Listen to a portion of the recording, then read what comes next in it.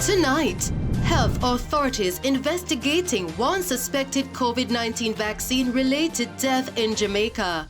This death is still being investigated. We are waiting the case reports from one of the hospitals. And so I'm going to just ask you to be patient.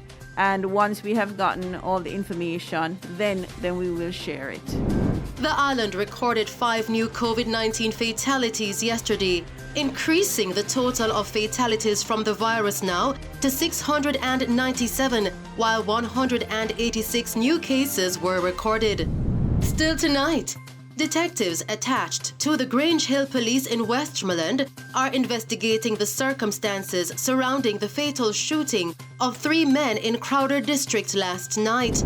And the Zosos in Denham Town, Western Kingston, Mount Salem St. James, Greenwich Town and August Town in St. Andrew have been extended for a further 60 days. The Denham Town, Mount Salem, Greenwich Town and August Town zones of special operation, special security and community development measures to be extended for a further period of 60 days.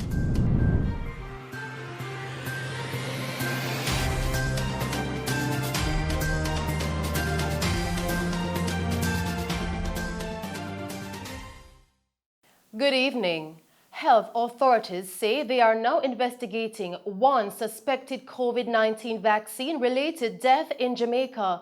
Now, this development was disclosed at a press conference yesterday. Chief Medical Officer Dr. Jacqueline Bisaser McKenzie described the deceased as a popular individual whose death had been in the news.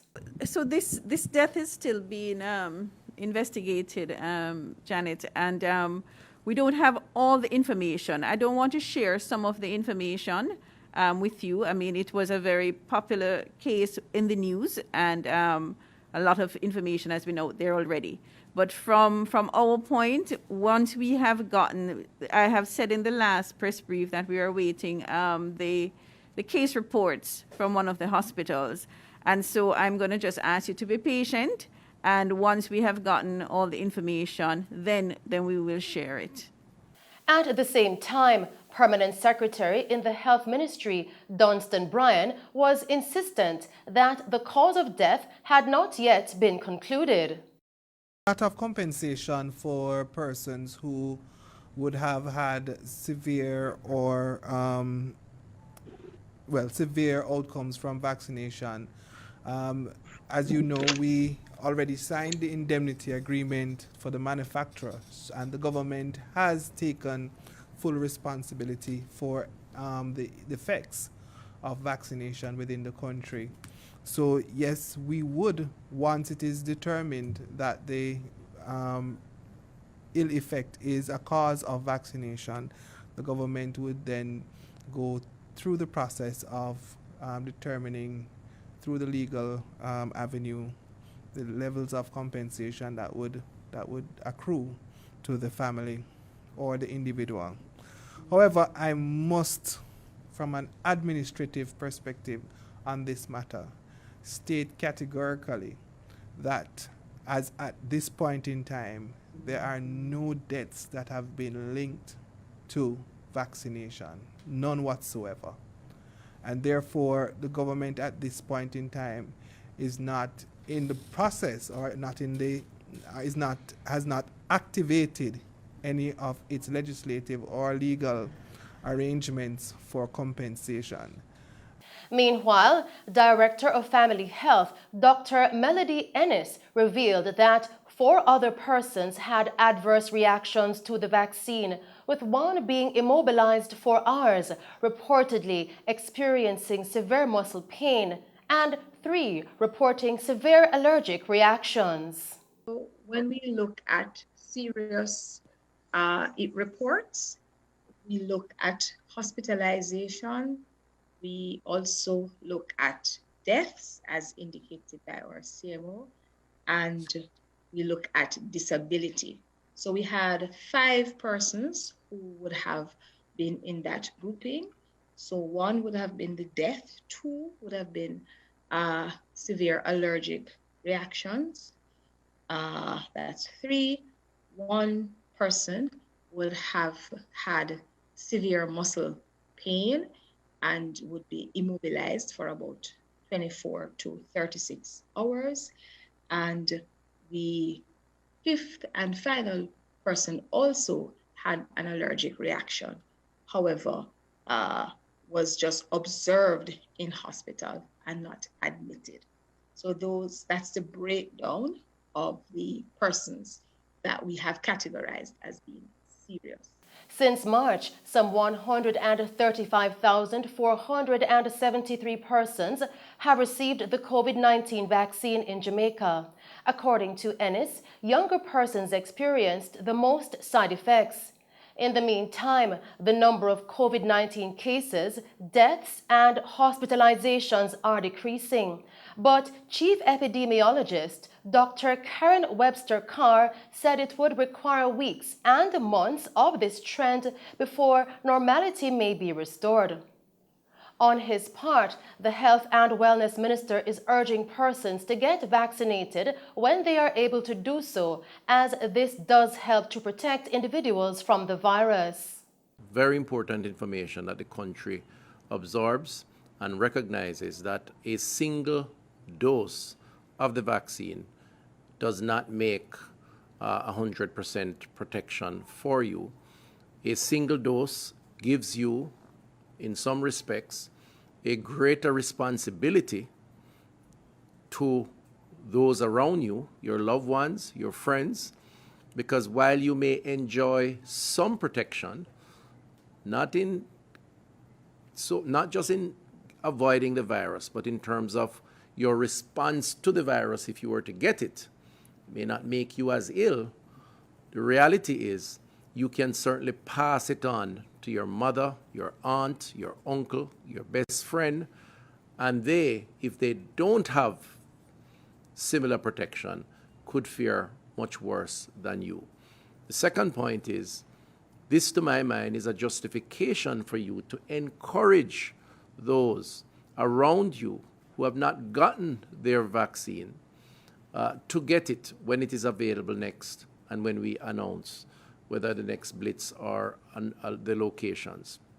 Because this is a community spirit we have to generate. It's a national drive. It's a national mobilization. It's a national response to a crisis.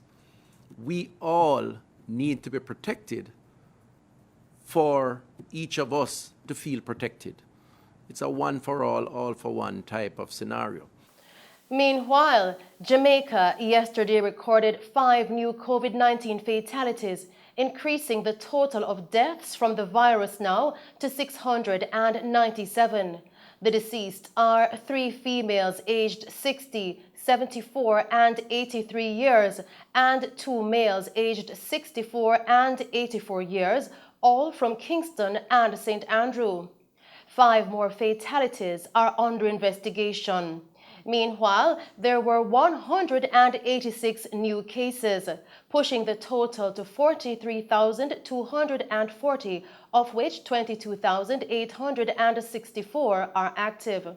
Of the 186 newly reported cases, there were 102 females and 82 males, ranging in age from 49 days to 91 years. The genders of 2 of the cases are still under investigation.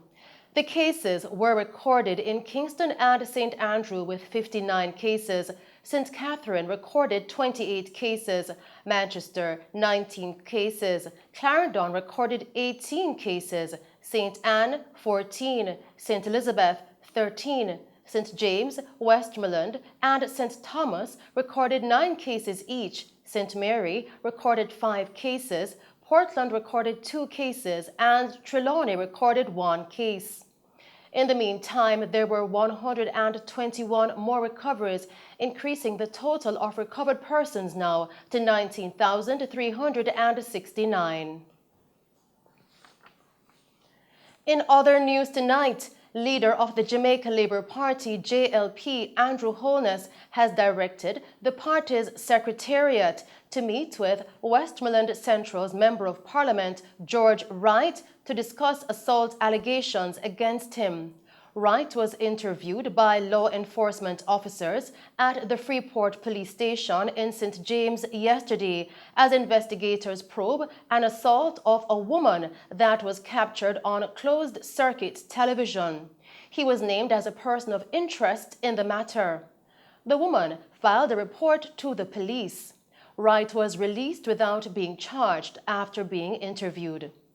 JLP's General Secretary, Dr. Horace Chang, was set to formally meet with Wright to get a full briefing and discuss the allegations in the public domain. Following the meeting, a report will be made to the caucus of MPs who met earlier today. The ruling JLP says the public will be kept informed of the outcome of the internal deliberations. The Jamaica Constabulary Force, JCF, also stated that they will provide further updates as the investigation progresses.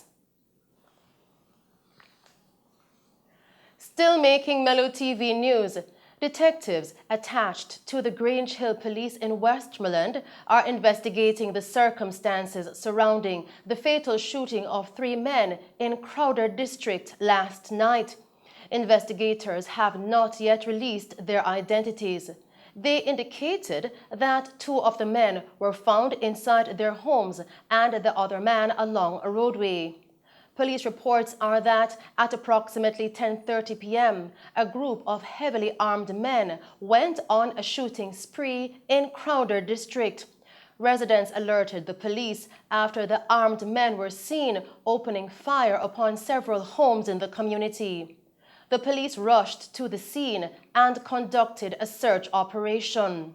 2 of the victims were each found under their beds in their respective homes, and the third was discovered suffering from multiple gunshot wounds along the roadway. The scenes were processed and the bodies removed to the morgue for post-mortem examinations. Continuing with the news tonight, detectives assigned to the Hanover Division arrested and charged 27-year-old Christopher Martin, otherwise called Tongue, of Bachelor's Hall, Lucy, Hanover, with the offenses of murder, conspiracy to commit murder, shooting with intent, and illegal possession of firearm and ammunition following an incident in his community on March 31. Martin has been charged with the murders of 53-year-old Neville Allen of Shaw Drive in Lucy, Hanover, and 18-year-old Aldion Brackett, otherwise called Tallman, of Malcolm Heights in the parish. Reports coming into our news center tonight are that at about 11:20 a.m., 3 men were fixing a wall when Martin, armed with a firearm, approached them and opened fire. Allen and Brackett were taken to the hospital, where Brackett died upon arrival and Allen succumbed to his injuries while being treated. The third man reportedly escaped unharmed. On Monday, April 5, a question and answer session was conducted with Martin and charges preferred against him on Tuesday, April 13. His court date is being finalized. Still making the news tonight, Christopher Dog Paw Linton, an alleged reputed gang leader in St. Andrew, has been freed by the Court of Appeal after more than 7 years behind bars. He was released from prison yesterday. Linton had been serving a 15-year sentence on a conviction for a 2012 case of shooting at the police. His co-convict in the case, Micah Allen, was also freed by the appeal court. The men were represented by attorneys Robert Fletcher and Patrick Peterkin. Linton was released from the Horizon Remand Facility after 5 p.m. yesterday. In other news tonight, the Zones of Special Operations, ZOSOs, in Denham Town, Western Kingston, Mount Salem St. James, Greenwich Town, and August Town in St. Andrew have been extended for a further 60 days. The House of Representatives on Tuesday approved 4 resolutions for the extensions, which were moved by Deputy Prime Minister and National Security Minister Dr. Horace Chang, who noted that the ZOSOs continue to provide a whole-of-government response to the social challenges facing the communities in which they operate. The zones of special operations continue to demonstrate the government's commitment to a whole-of-government response to the social deprivation in these communities. It is being strategically applied to reduce crimes while preserving life and respecting citizens' rights. Wherever it is declared in time, this principle will be applied across the island to all similarly challenged communities and to offer hope and restore dignity to all our young men. This administration has taken a policy position that recognizing the interconnected and complex nature of crime and violence, and have developed an integrated strategy involving the whole of government approach to treat with the root causes and social issues, while at the same time directly dealing with gangs and producers of violence. Approval is once again being sought by the extension of the zones of special operation in the Mount Salem, Denham Town, Greenwich and August Town communities. Acting on the advice of the National Security Council and in accordance with the law reform zones of special operation, special security and community development measures, and in accordance with Section 5 of the Act, which guides that the Prime Minister and Council, after consultation with the Joint Command, may by order, subject to affirmative resolution of the House of Representatives, extend the period referred to in Section 4. By order subject to affirmative resolution, the House of Representatives extend the period referred to in Section 4.3, the Denham Town, Mount Salem, Greenwich Town, and August Town zones of special operation, special security and community development measures to be extended for a further period of 60 days. Dr. Chang also noted that the ZOSOs have proven to be instrumental in securing the right to life for all citizens. We have become too desensitized to the brutal and vicious nature of the crimes. The violent state that was set over the last 20 years signals a murderous culture that we must find a way to reverse. Through this technology, the sense of humanity and empathy of our people is being provoked towards a process of resensitization. And for that, we will, in fact, we appreciate that, and will, in fact, as a government which continues to identify security and public safety as priority, as a major priority, the citizens sensitive to it, of course, will only help in us pursuing the goals.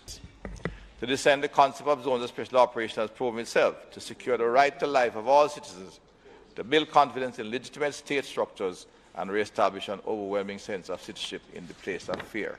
Meanwhile, the National Security Minister informed that as at April 13, the murder rate in Jamaica was 4.3% ahead of the corresponding period in 2020. So far for April, 20% fewer murders have been reported than in April 2020.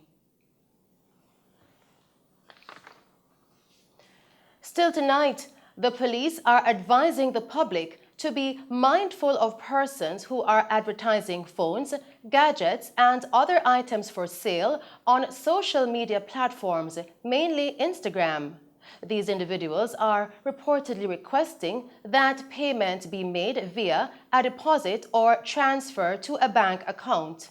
Since the start of 2021, the Area 1 Fraud Squad has been receiving reports of persons being fleeced of their monies by fraudsters who promote online stores that are subsequently removed from the respective sites once monies have been lodged or transferred to the bank accounts. The police are advising citizens to take extreme caution and exercise vigilance before conducting online business transactions. The Area 1 Fraud Squad has launched investigations in these matters and is asking anyone who has information that can assist with the investigations to contact the Area 1 Fraud Squad at 876-971-3346.